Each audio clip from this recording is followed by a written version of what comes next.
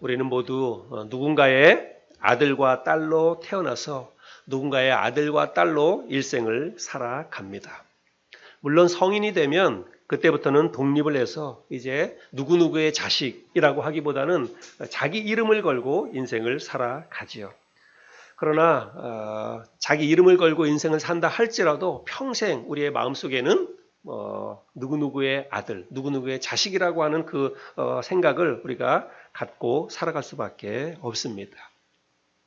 근데 어떤 사람은 자신의 부모를 자랑스럽게 생각하고 감사한 마음으로 일생을 살아갑니다. 부모님이 돌아가셨어도 늘 그리워하는 마음을 가지고 부모님을 추억하면서 그렇게 살아가는 자식이 있지요. 그런가 하면 어떤 사람은 자기 부모에 대해서 부끄럽게 생각하고 감추고 싶고 어떻게 해서든지 부모의 그늘에서 부모의 영향력에서 벗어나고 싶어 하는 그런 자식도 있지요. 여러분은 어떻습니까? 여러분 부모님에 대해서 여러분은 어떤 생각을 가지고 있습니까? 대통령의 자식들은 자기 부모를 다 자랑스럽게 그렇게 여길까요? 박정희 대통령의 아들 박지만 씨, 전두환 대통령의 아들 전재용 씨, 김영삼 대통령의 아들 김현철 씨, 문재인 대통령의 딸 다혜 씨, 아들 준용 씨. 자기 아버지가 한 나라를 이끌었던 대통령이기 때문에 자기 아버지에 대해서 다 자랑스럽게 그렇게 여기고 있을까요?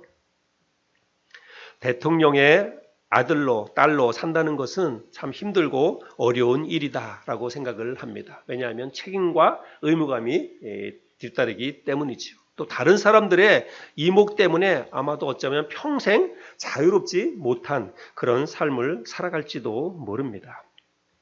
하지만 좋든 싫든 평생을 대통령의 자식으로 그들은 살아가야 합니다. 심지어는 아버지가 죽고 없어도 그들에게는 늘 따라다니는 게 대통령의 아들, 누구누구 대통령의 아들, 누구누구 대통령의 딸 이런 그런 꼬리표가 끝까지 따라가게 되지요.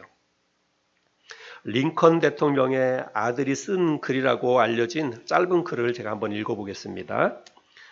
역설같이 들릴지 모르나 유명한 아버지의 아들이 된다는 건 사실 별로 좋은 일이 아니다. 그 아들이 똑똑해서 높은 자리에 올라가더라도 세상 사람들은 아버지 덕분에 하는 출세라고 잘못 생각하기 일쑤이고 또 대개는 아버지의 압도적인 그림자에 눌려서 아들 자신의 능력은 과소평가되는 경향이 있기 때문이다. 세상 사람들 눈에 비친 아버지의 이미지가 크고 높을수록 아들의 이미지는 더욱 초라해지는 것이 부자 간의 묘한 함수 관계일지도 모른다. 링컨 대통령의 아들. 네. 여러분, 우리는 예수 믿는 사람들입니다. 예수 믿는 사람들은 모두가 다 하나님의 자녀입니다. 좋든 싫든 하나님의 자녀로 우리는 평생을 살아갑니다. 여러분, 하나님의 자녀로 평생을 살아간다는 게 우리에게 어떤 의미일까요? 여러분에게는 어떤 의미입니까? 그리스도인으로서 내가 일평생을 산다는 게 여러분의 마음속에는 과연 어떤 생각이 드십니까? 시편 139편은 다윗이 기록한 시이지요. 그런데 오늘 말씀해 보면 다윗은 하나님이 나를 만드셨다라고 이야기합니다. 우리가 아는 것처럼 다윗은 이새의 아들이지요. 그런데 다윗은 자기 아버지 이새가 날 만든 게 아니라 하나님이 나를 만드셨다라고 그렇게 고백하고 있습니다. 오늘 우리가 13절, 14절을 읽었는데 오늘 읽은 본문 말씀을 표준 세번역 성경으로 좀 쉬운 성경으로 한번 읽어보겠습니다. 주께서 내 속 내장을 창조하시고 내 모태에서 나를 짜 맞추셨습니다. 내가 이렇게 태어났다는 것이 오묘하고 주께서 하신 일이 놀라워 이 모든 일로 내가 주님께 감사를 드립니다. 내 영혼은 이 사실을 너무나 잘 압니다. 그래서 다윗은 하나님이 나를 모태에서부터 하나님이 나를 창조하셨다. 내 모든 오장육부 모든 것을 하나님이 만드셨다. 이렇게 이야기하고 있습니다. 여러분, 이 세상에 있는 모든 사람은 다 아담의 후손입니다. 김씨, 이씨, 박씨, 최씨, 뭐 아프리카 사람, 유럽 사람, 여러분 이런 것은 후대에 아주 뒤늦은 때에 나눠진 것이고 우리가 위로 조상을 위로 거슬러 올라가다 보면 끝까지 조상을 거슬러 올라가다 보면 결국 인간은 다 한 조상의 후손입니다. 한 사람의 후손이에요. 그래서 아담 한 사람을 통해서 이 땅에 있는 모든 인류가 생겨나게 되었습니다. 그래서 모든 사람은 다 아담의 후손이고 그 아담은 창세기 1장 27절과 2장 7절에 보면 하나님이 흙으로 사람을 첫사람인 아담을 만드셨다라고 말씀하고 있습니다. 그러기에 이 세상에 있는 모든 사람은 다 하나님이 만드신 것이라는 뜻입니다. 그래서 이 세상에 있는 모든 사람들은 다 하나님의 자녀들입니다. 그러나 제가 오늘 우리가 말씀을 나누려고 하는 하나님의 자녀는 사실 그런 의미는 아닙니다. 오늘 함께 말씀을 나누려고 하는 이 하나님의 자녀는 우리가 예수 그리스도를 마음속에 믿고 받아들여서 하나님의 자녀로 거듭난 것을 이야기하는 거지요. 요한복음 1장 12절에 보면 우리가 잘 아는 말씀이죠. 영접하는 자, 곧 그 이름을 믿는 자들에게는 하나님의 자녀가 되는 권세를 주셨으니. 그래서 예수 믿는 모든 사람들에게 하나님의 자녀가 되는 권세를 주셨다. 누가요? 하나님이 예수 믿는 모든 자들을 내 자녀다, 내 아들이다. 이렇게 하나님이 말씀을 하신다는 것입니다. 또 로마서 8장에 보면 하나님의 양자가 되었다 이렇게 이야기합니다. 무릇 하나님의 영으로 인도함을 받는 사람은 곧 하나님의 아들이라. 너희는 다시 무서워하는 종의 영을 받지 아니하고 양자의 영을 받았으므로 우리가 아빠 아버지라고 부르짖느니라. 성령이 친히 우리의 영과 더불어 우리가 하나님의 자녀인 것을 증언하시나니. 우리가 하나님의 자녀로, 하나님의 아들과 하나님의 딸로, 양자로 입양이 되었다 이렇게 말하고 있습니다. 예수 그리스도를 믿고 받아들이는 순간 이 땅에 있는 모든 사람들, 예수님을 믿고 받아들이는 모든 사람들은 다 하나님의 자녀가 되는 것입니다. 요한일서 3장 1절에도 하나님의 자녀에 대해서 그렇게 말씀하고 있습니다. 아버지께서 우리에게 얼마나 큰 사랑을 주셨는지를 생각하여 보십시오. 하나님께서 우리를 당신의 자녀라고 일컬어 주셨으니 우리는 하나님의 자녀입니다. 세상이 우리를 알지 못하는 까닭은 아버지를 알지 못하기 때문입니다. 그래서 우리를 하나님의 자녀라고 하나님이 그렇게 그 말씀을 하고 계신다는 뜻입니다. 그래서 우리가 예수 그리스도를 내가 진심으로 믿고 받아들여서 하나님의 자녀가 되었다면 그때부터는 이제 우리가 어떤 신분으로 살아가는 거냐면 하나님의 자녀라고 하는 그 신분을 가지고 평생을 살아가는 것입니다. 한번 하나님의 자녀가 되었다면, 한번 하나님의 예수를 믿고 하나님의 자녀로 내가 거듭났다면 여러분 그거는 달라지지 않아요. 내가 뭐 설령 잘못 살고 믿음에서 조금 멀어지고 떨어진다 할지라도 하나님의 자녀라고 하는 그 사실은 변하지 않습니다. 마치 우리가 내가 누구누구의 자녀로 응애하고 태어나면 여러분 부모와 자식 간의 관계가 뭐 끊어지나요? 그건 절대로 변하지 않습니다. 죽을 때까지 그 관계는 그냥 가는 것입니다. 우리가 예수 그리스도를 통해서 하나님의 자녀로 거듭나도 역시 마찬가지예요. 나는 진짜 평생을 이제 남은 인생을 하나님의 자녀로 살아가는 것입니다. 좋든 싫든 내 자신의 의지나 상황과는 상관없이 하나님의 자녀로 이 세상을 살아가는 것입니다. 그런데 여러분 하나님의 자녀로 이 세상을 산다는 게 여러분 과연 여러분에게는 어떤 의미입니까?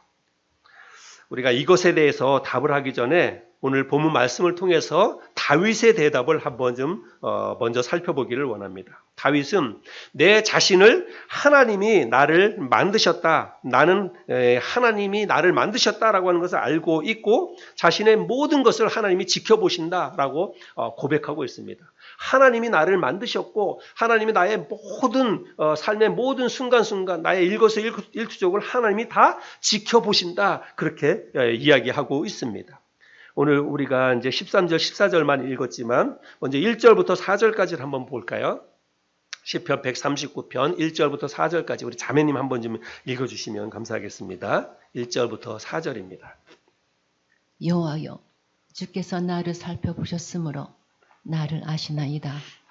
주께서 내가 앉고 일어섬을 아시고 멀리서도 나의 생각을 밝히 아시오며 나의 모든 길과 내가 눕는 것을 살펴보셨으므로 나의 모든 행위를 익히 아시오니 여호와여 내 혀의 말을 알지 못하시는 것이 하나도 없으시니이다. 예, 여기 보니까 나의 모든 것을 다 알고 계시고 나의 모든 행위를 다 지켜보신다 이렇게 고백하고 있는데 여러분 다윗의 이 고백을 한번 우리가 천천히 좀 자세히 이렇게 의미를 생각하면서 읽어보면 좋겠는데 다윗이 어떤 생각으로 어떤 의미로 지금 이 말씀을 하고 있다고 생각이 드시나요?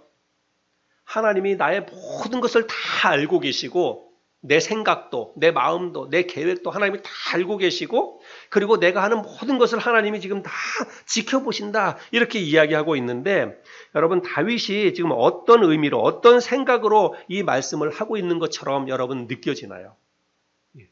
우리는 정확히 다윗이 어떤 생각과 어떤 의도로 이렇게 말하고 있는지는 알 수 없습니다. 그러나 계속 이어지는 말씀을 읽어보면 다윗이 하나님의 보호하심과 하나님의 돌보심에 대해서 감사하면서 나는 정말 마음이 너무나 평안하다. 하나님이 나를 지켜주시고 계시니까 어디를 가든지 나를 돌봐주시니까 내 마음이 너무 기쁘다, 즐겁다, 평안하다. 그런 의미라기보다는 한편으로는 하나님으로부터 벗어나고 싶은 마음이 좀 있지 않나 이런 생각을 해볼 수가 있습니다. 우리 이제 7절, 8절 말씀을 한번 또 계속 이어서 볼 텐데요. 7절, 8절을 제가 공동 번역 성경으로 한번 읽어보겠습니다.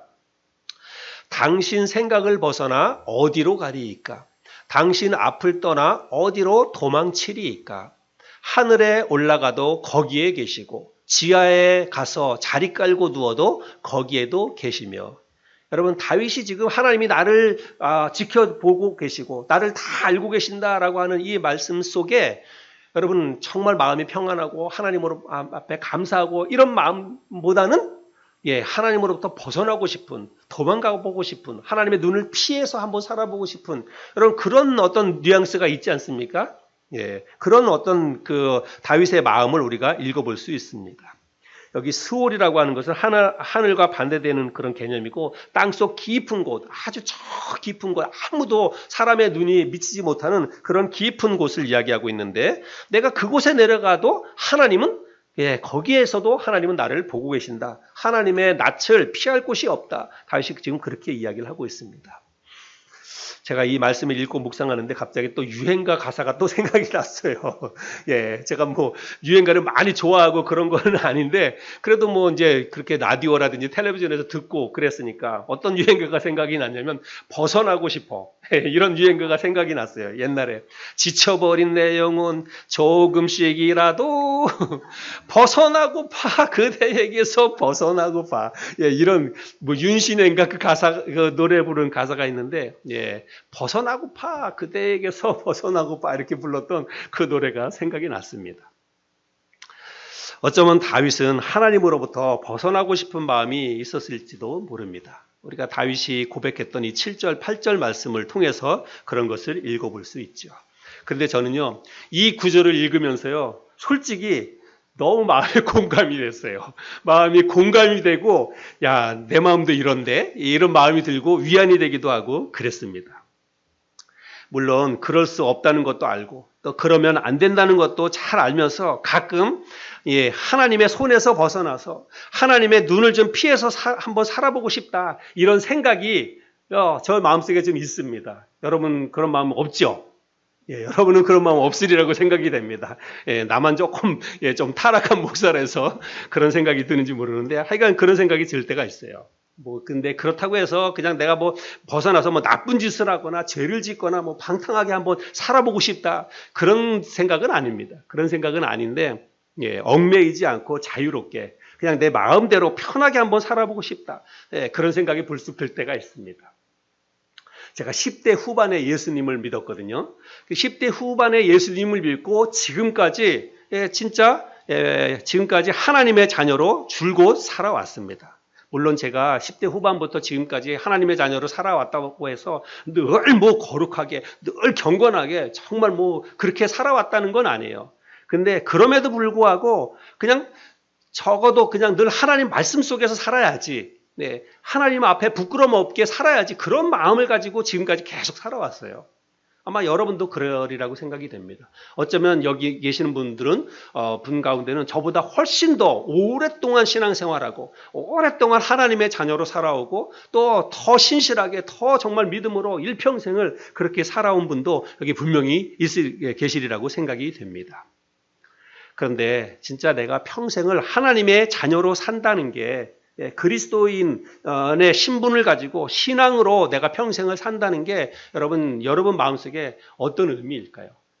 혹시라도 여러분 정말 이게 내가 하나님의 자녀로 지금까지 살아오는 것에 대해서도 그렇고 혹은 앞으로 남은 인생도 하나님의 자녀로 내가 계속 이 길만을 가야 된다고 하는 게 혹시라도 여러분의 마음속에 이게 나를 어떤 옥죄이는 그런 올무라든지 족쇄처럼 그렇게 여겨질 때가 있지는 않은가 그런 생각을 해보게 됩니다. 다윗처럼 일시적이지만 우리의 마음속에 때로는 그런 생각이 들기도 하지 않나 이런 생각을 해보게 됩니다. 그런데요, 여러분 다윗의 이 고백은 7절, 8절로 끝나지 않습니다. 혹시 잠깐 동안 다윗 마음속에 그런 마음이 있었을지 모르지만 이게 다윗의 진짜 마음은 아니었다는 거예요. 다윗의 최종 고백은 7절, 8절이 아니라 9절부터 이어지는 그 말씀입니다. 9절부터 12절까지 말씀을 또 제가 공동번역 성경으로 한번 읽어보겠습니다. 새벽에 날개 붙잡고 동력에 가도 바다 끝 서쪽으로 가서 자리를 잡아보아도 거기에서도 당신 손은 나를 인도하시고 그 오른손이 나를 꼭 붙드십니다. 어둠 보고 이 몸 가려달라고 해보아도 빛 보고 밤이 되어 이 몸 감춰달라 해보아도 당신 앞에서는 어둠도 어둠이 아니고 밤도 대낮처럼 환합니다. 당신에게는 빛도 어둠도 구별이 없습니다. 하늘 새벽 끝까지 올라갈지라도 하나님이 거기서도 나를 지켜주시고 저 바다 끝을 향해서 가도 하나님은 거기서도 나를 인도하시고 나를 지켜주신다. 다윗이 그렇게 고백하고 있습니다. 하나님에 대한 다윗의 이 마음은 내가 어디를 가든지 하나님이 나를 지켜주실 것이다. 하나님이 나를 보호해 주실 것이다. 나를 붙잡아 주실 것이다. 라고 하는 이 하나님에 대한 절대적인 믿음이 있었고 그 믿음에 따라서 다윗은 자기 자신의 마음을 그렇게 고백하고 있는 것이죠. 하나님에 대한 우리의 믿음도 또 우리의 그 마음의 고백도 다윗과 같이 이런 고백이 될 수 있기를 바랍니다. 하나님의 자녀로 산다는 건 나의 남은 인생이 여러분 하나님의 손 안에 있다는 것을 의미합니다. 하나님의 인도하심과 하나님의 보호 속에서 내가 평생 안전하게 그렇게 살아갈 수 있다는 것을 의미하는 것입니다. 금방 우리가 읽었던 말씀에 주의 손이 나를 인도하시며 주의 오른손이 나를 붙드시리이다. 이게 다윗의 고백이에요. 최종 고백이라고 볼 수 있습니다. 하나님의 손이 나를 인도하시고 주의 오른손이 나를 붙들어 주실 것입니다. 나의 남은 평생을 하나님이 그렇게 지켜주실 것입니다. 이렇게 고백을 하고 있습니다. 우리에게도 이런 고백이 있기를 바라고 앞으로 이런 믿음을 가지고 우리가 평생을 살아갈 수 있기를 바랍니다. 아이들이 이제 걸음마를 걷기 시작을 해가지고 뭐 2살, 3살 그렇게 어린 아이들이 엄마 아빠 손잡고 이렇게 가다가 보면 때로는 엄마 아빠랑 이렇게 손잡고 가다가 아이들이 어떻게 하냐면요. 엄마 아빠 손을 자꾸 뿌리쳐요. 뿌리치고 자기 혼자 가겠다고 혼자 막 가겠다고 뛰어가고 여러분 그렇잖아요. 그럼 어떻게 합니다? 혼자 피쩍피쩍대고 엄마 손 뿌리치고 막 혼자 가겠다고 하다가 넘어지고 깨지고 그러면서 엥 울고 다치고 그런 거 볼 때가 많이 있죠. 우리들도 그렇지 않나 생각이 들어요. 때로는 하나님의 손 벗어나서 하나님의 눈 피해서 한번 내가 그냥 자유롭게 한번 살아보고 싶다. 그런 마음이 들기도 하고 그렇지만 여러분 어린 아이 2-3살짜리의 어린 아이는 엄마 아빠 손을 붙잡고 갈 때가 여러분 가장 안전합니다. 엄마 아빠 손을 벗어나면 여러분 다칠 수 있어요. 깨지고 넘어집니다. 그럼 엄마 아빠 손 붙잡고 가야 안전해요. 하나님의 자녀인 우리도 하나님의 손을 붙잡고 갈 때가 여러분 가장 안전합니다. 하나님의 품 안에 있을 때가 우리의 삶이 가장 안전하고 가장 평안하고 가장 행복한 것입니다. 하나님의 자녀로 산다는 건 구속이나 억압이 아니라 그 안에 진정한 자유와 참된 평안이 있다는 사실을 오늘 이 아침에 우리가 다시 한번 마음속에 확인할 수 있기를 바랍니다. 새장 속에 있는 새나 연못 속에 있는 개구리한테 새장이나 연못은 그들을 구속하는 철장과 감옥으로 여겨질 수도 있습니다.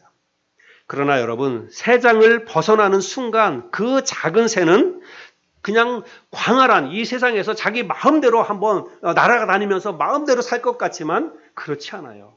그 작은 새가 새장을 벗어나는 순간 여러분 독수리나 솔개와 같은 맹금류의 밥이 되고 마는 것입니다.